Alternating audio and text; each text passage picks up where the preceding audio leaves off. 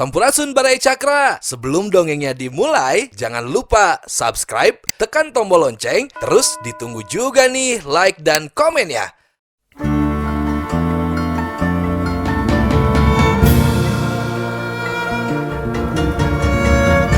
Baraya Cakra, parantos waktosna 80,5 FM Radio Cakra, midangkeun dongeng Sunda Dora-Dori.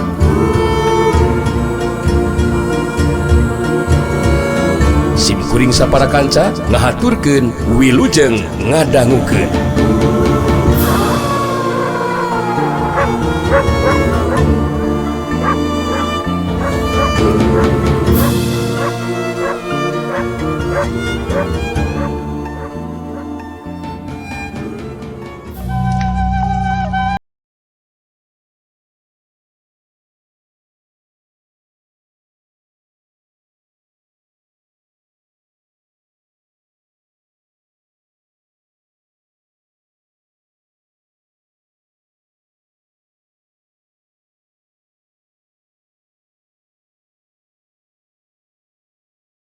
Kerkitu teh menang informasi yen Jakawanara anu jadi bapana teh dibawa ku Trenggono jago Gunung Bromo. Kajurung kurasa penasaran harita nang boleh tumanya. Mun maneh bener wawuh kasih Trenggono nu mawa bapak aing. Maneh nyaho meureun nanya rek dibawa ka mana jeung naon maksudna? Make jeung mawa bapak aing sagarupa. Hasok jawab syah Cangisang. Haya. We memang kenal sama itu si Trenggono. Tapi we tidak jeke. Tapi we pernah dengar si Trenggono tinggal bersama gurunya, yaitu seorang wanita cantik bernama Nyai Putu Kalobang. Jadi kata Wema ya Kawanara ayah Lang Bude dibawa ke tempat kediaman gurunya. Haiya, tapi Owe terus terang tidak tahu maksud tujuan si Trenggono maka jeng bawa Jakawanara sagalupa. Haha, begitu yang Owe tahu mah Lang Bude ha?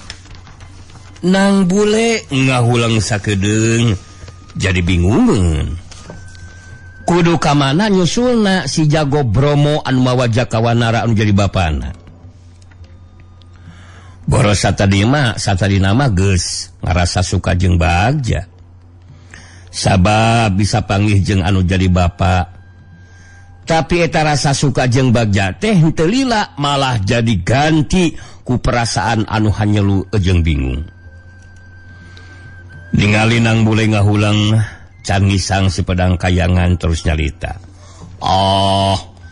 Nang Bule, Owe sarankan kamu harus segera selamatkan itu Jakawanara ayah kamu. Owe pernah dengar Putu Kalobang gurunya si Trenggono anu berwadah cantik, tapi termasuk orang yang aneh dan jahat. Ya sekarang Owe mau pamit ya. Pokoknya mah Owe geus ngasih informasi. Haya, maafkan Owe ya. Owe punya salah. Owe punya salah, maafkan ya. Mudah-mudahan kita ulang berjumpa lagi Lang Bude. Geus kitu mah Cangisang. Nyelang heula nyokot pedang kayangan, saterusna diasupkeun kana sarangkana anu ngadaprok dina tonggongna. Harita Cangisang ini tinggalkeun eta patempatan. Sikap jeung carita Nang Bule jadi tenang deui. Dina karakterna Eyang Buana Putih. Nang Bule masih keneh bingung maluruh laku mapai laratan Trenggono jago Bromo anu geus mawa bapana ka tempat padumukanana anu jadi guruna. Adalah Nyai Putih Karoban. Sedengkeun Cangisang sepedang kayangan oge tengah bejaan di mana padumukanana Nyai Putih Karoban da puguh memang Cangisang mah teu nyahoeun. Dina kaya Nang Bule keur bingung seperti kitu kadenge deui sorana Puja Suwarna anu nyarita ditujukeun ka Nang Bule. Lang bule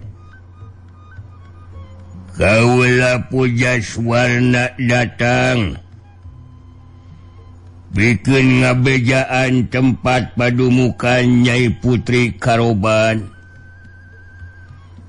Secara pasti nama kula ge teu apal.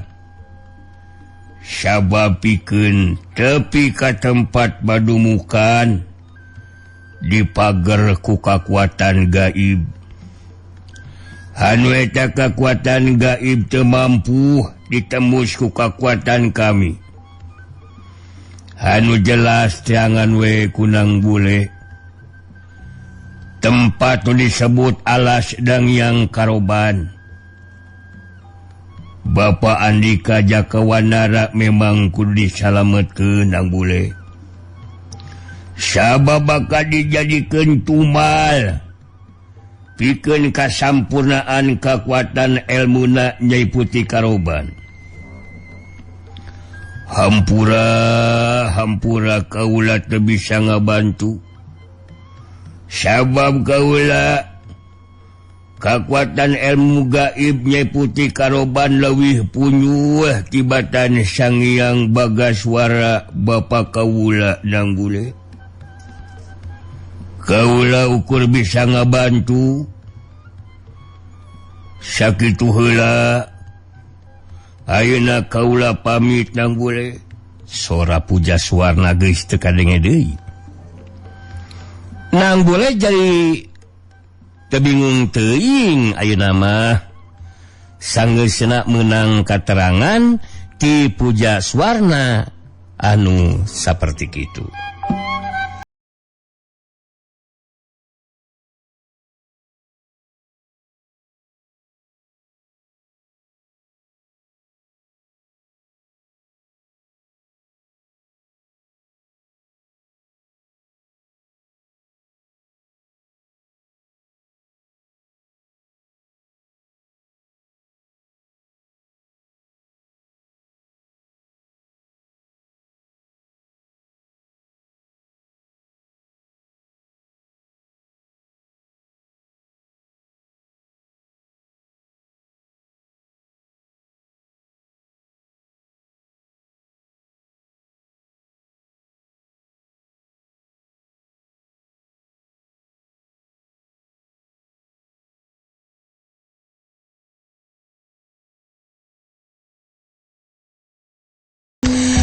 Sedengkeun Aceng Jeprut jeung Non Alina datang nyampeurkeun ka tempat nang bule. Sanggeusna deukeut Aceng Jeprut anu leuwih teu heula nyarita. Terserang Mang Aceng ngarasa suka jeung sugema hate ya.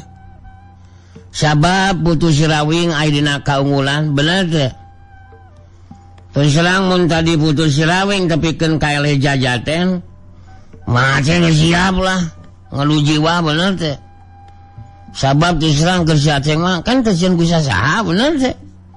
Ngapain takut bener teh. Non Alina nyambungan caritaan ditujukeun ka Nang Bule. Nang Bule, ek juga ngiring binga dan hati menjadi tenang. Melihat Nang Bule aya dina kaunggulan Nang Bule dalam keadaan selamat, tak kurang suatu apapun. Ayeuna yang menjadi pemikiran kita orang selain ama jaka ayah hilang Bule. Nang Bule ngabagikeun paneutupna ka Aceng Jeprut jeung Non Alina baitus nyarita. Memang leles Mang Aceng. Abdi ge teu nyangki bakal tiasa ngungkulan nu jadi lawan. Ali ngeunaan ama jaka sakumaha disaeurekeun ku Ceuk Non. Abdi ayeuna tos kenging katerangan ti Can Ngisang Ceuk ngeunaan ama jaka. Jadi kieu sona teh Ceuk. Harita ku Nang Bule. Terus dicaritakeun sakumaha katerangan ti Can Ngisang si Pedang Kayangan. Tapi ari katerangan ti Pujaswarna atau ti Pujaswara anu nyarita tanpa jirim teu dicaritakeun ku Nang Bule. Sangeusna ngarasa cukup mereka teranganana harita Nang Bule mungkas caritanana. Dah jantan kitu Bang Aceng oge cenon katerangan di Cangisang si Pedang Kayangan ka abdi teh. Ku ayana kitu abdi ayeuna mah bade milarian heula laratan ngeunaan amajaka nu dicana ka padumukanana Nyai Putih Karoban. Oh, jantan begitu ya. Tapi ngaraos penasaran, di mana itu kediaman Putih Karoban? Apakah Nang Bule ngaraos yakin akan bisa datang ke tempat kediaman Putih Karoban? Untuk itu, dukung doa supaya dilancarkan segala rupanya ya. Aceng Jeprut milu mairan caritaan ditujukeun ka Nang Bule. Terus lang Mang Aceng oge sama deh. Dukung doa lah supaya upaya nu dilakukeun teh sing berhasil sesuai dengan harapan bener teh. Terus lang mun Mang Aceng jeung Non Alina henteu keur berperan jadi musuh dalam selimut mah. Terus lang bakal ngabantu Nang Bule lah dina maluruh nu jadi bapak bener teh. Abdi ngaraos, abdi ngartos karena kasauran Cek Non sareng Mang Aceng. Jadi ayeuna mah urang nyorang lampah masing-masing we nya. Mudah-mudahan upami dikersakeun urang tiasa patepang deui. Geus kitu mah Nang Bule. Aceng Jeprut katut Non Alina jadi papisahan. Nang Bule rek lumampah rek neangan nu disebut alas Dangyang Karoban. Sedengkeun Aceng Jeprut jeung Non Alina mah mulang ka pagoron Lintang Jagat.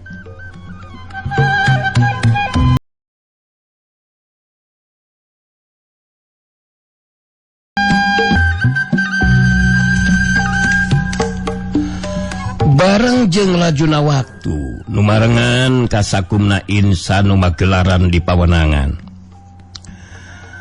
Harita di kampung kahuripan mangsana peuting sumanding. Si Banteng Bulung anu keur sare tibra ngambah ka alam impian ditepungkeun jeung si Rawing anu harita keur nyalita.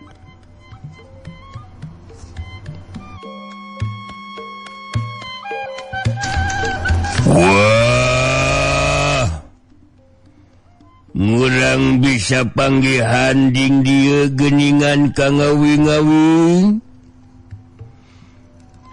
Anteng teh geus sono pisang hayang panggihan jeung ka ngawing-ngawing. Ngari karep ka hayang mah anteng ge hayang nyahuan kababakan paning triman. Tapi na anteng mudu wakilan anglingan jeung mupuhu lemburan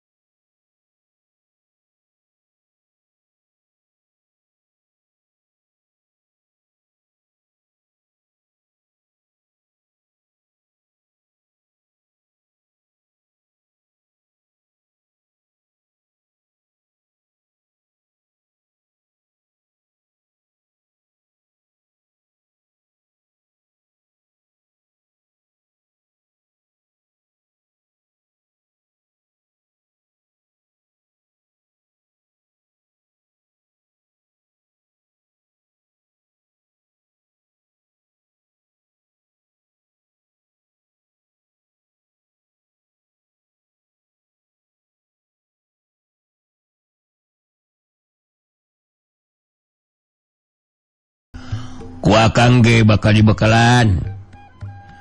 Pokok nama anteng sing yakin karena kekuatan nuboga i alam.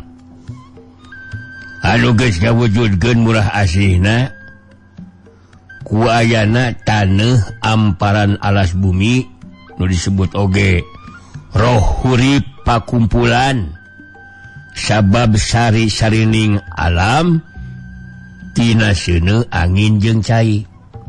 Gumulung ngahiji jeung bumi nyaeta tanah amparan teh deng.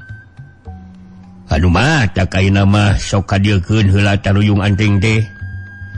Akang ayeuna rek ngabekalan teh deng. Ceuk dina eta impian si Banteng Mulung ngasongkeun ruyung gedena ka si Rawing. Teu lila si Rawing nyekelan ruyung gede teh. Harita ruyung gede teh dibikeun deui ka si Banteng Mulung. Tah ayeuna mah akang geus ngabekalan ka anteng. Jadi di mana anteng ngalawan kekuatan ilmu gaib Aki Rungging, gunakeun eta ruyung teh.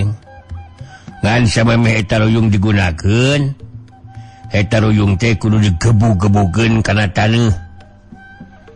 Habanan ku ayeuna anteng bisa ngungkulan kekuatan ilmu gaibna Aki Rungging, mangka sakur jalma nu boga niat jahat rek ganggu kana katingtriman kampung kahuripan habanan bakal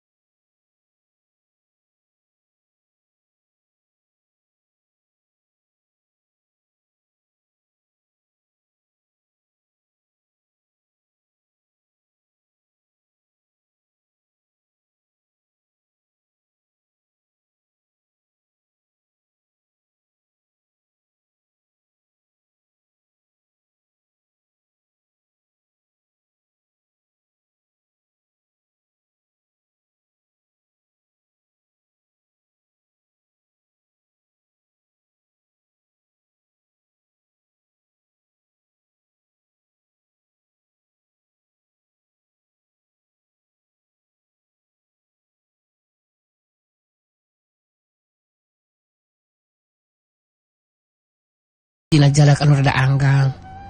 Sabab mentepikeun kacaritaan Mang Anteng jadi kanyataan ya tang tuwe bakal kawalahan.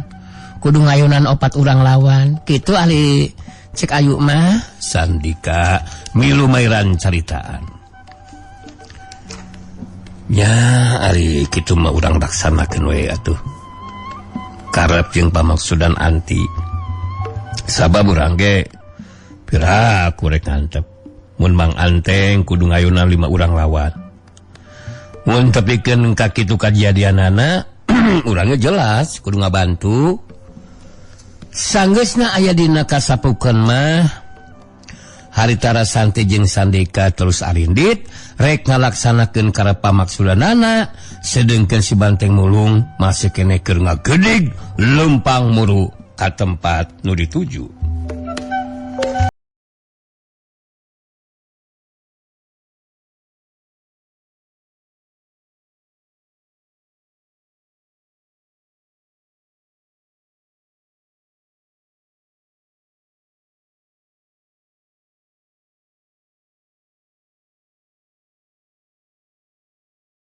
Jalan anu tembus ka kampung kahuripan.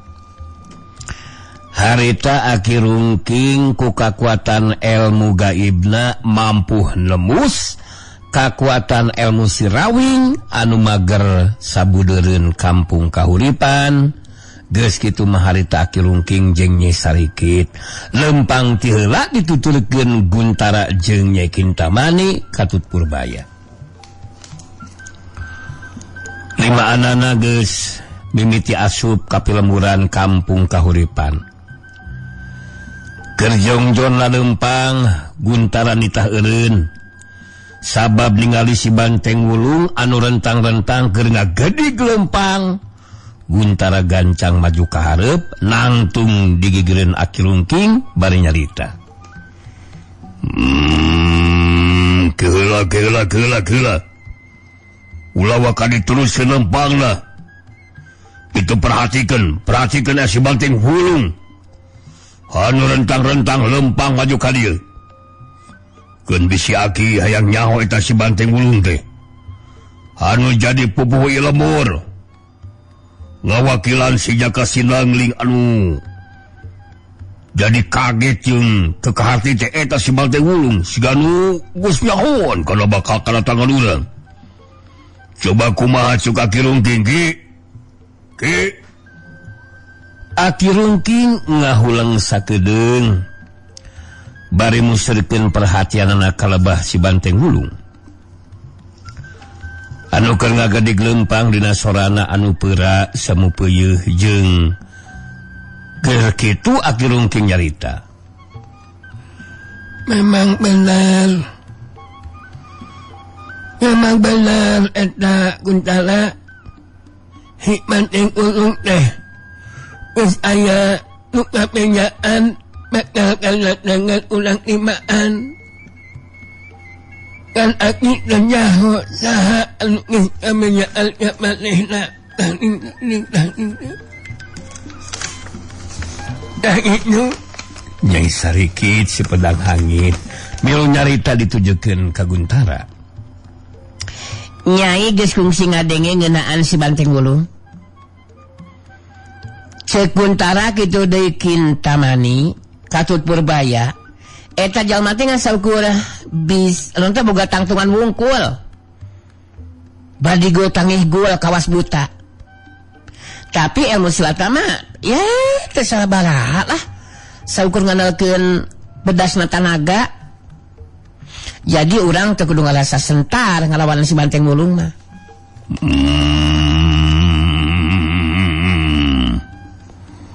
Udah caritakeun ku Sarikit memang benar seperti itu.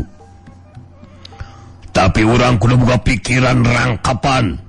Sanu nyaho kayan si Banteng Wulung aya nu ngabantu.